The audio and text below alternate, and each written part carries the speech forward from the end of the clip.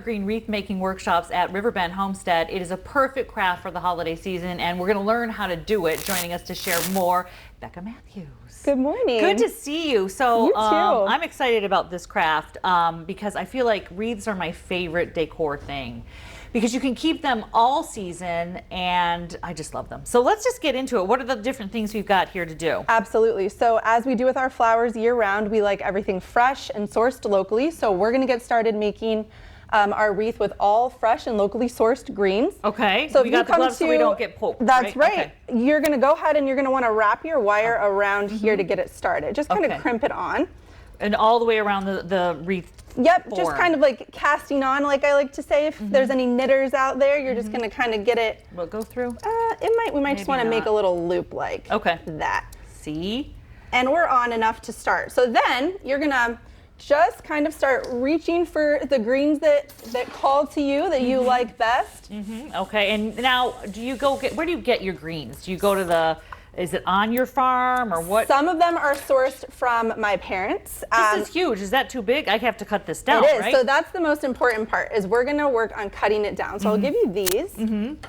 And you can just kind of cut right here off of the main stem there. Okay. And then you're going to work with different little clusters of greens. So you're going to kind of cluster them together, and you're going to lay them right down onto your frame. Lay it, but not jam them in there. Exactly. Just lay it down kind of lay them down. Is this direction okay? That's how you've now chosen that as your I've first. made a decision. Exactly. Okay. And you'll wrap around. And the most important part here is you want to pull really tight. So pull out nice and tight, and then one more time around. All right.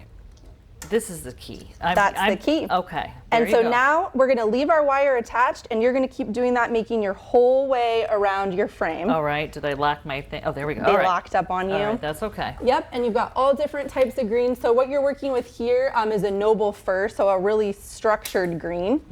And then we have some cedar here, which is a little flimsier, but the different textures and the different types of greens are really what ends up giving you this really full look by the time you're finished. So I layer it underneath this one? So you're going to actually stack on top. On top of it. Yep. Awesome. And I overlap by just about half. So you're going halfway up the previous. Exactly. Okay. And then keep on going. We want really strong 2 times around. Exactly. All right. And then we'll cover up the wire with our next. Exactly. Okay. You got it. I'm thinking you now. got it. All right. All right. Yep. And basically, you do that the whole way around. Depending on how full you want your wreath, you can put extra in each handful that you're adding. You can add different types, but you can always go back in when we're completely finished and patch the little holes in the extra It's not spaces. exact. It's one of those, like, you kind of want to eyeball it a little Exactly, bit. exactly. Okay. And you're at a good point where I tell people during workshops to stop now and kind of hold it up for a minute. So see how it's laying. So if we're going like this and saying, oh yeah, okay. And if you're looking at it and you're like, I have a hole here, we'll want to come back and fix that eventually. But you know now that you're at least covering your frame and you're off to a good start. All right, and when so I should just go ahead. You tell. The worst thing is when people build the whole thing and then they wait till the very end to pick it up, and it flops on them, and that's also testing that your wire is tight enough when you're picking it up. All right, too. and so this area is where we would definitely want to add more. So let's pretend I've gone all the way around. Yeah, and now it would look almost like this. So we move it to this one, and you've gone away the whole thing. Yep, that's when your last bundle is really important to cover that last hole that you had. So you kind of if I had gone all the way here, this last bit would be huge. Exactly, and you just kind of tuck your last one in and seal it off. And then you get to start the fun part. You get to add pine cones or berries. How do you add dried fruit? How do you add the fruit? What do you do? I like to just cut a little piece of wire off, poke it right through the orange. Perfect.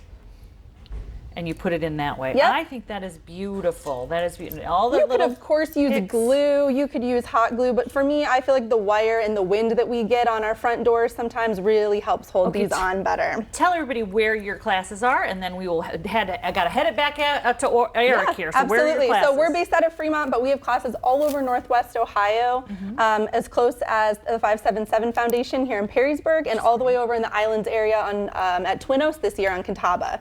And how do we find those? RiverbendHomesteadOH.com is going to be the best place, or on Facebook or Instagram at Riverbend Homestead. Perfect. Thank you. I'm just going to want to do this the rest of today. Eric? All right. I got you. I can handle it. All right. After the break, we're gearing up for a whole new day on the dime. We'll have a preview in just 2 minutes.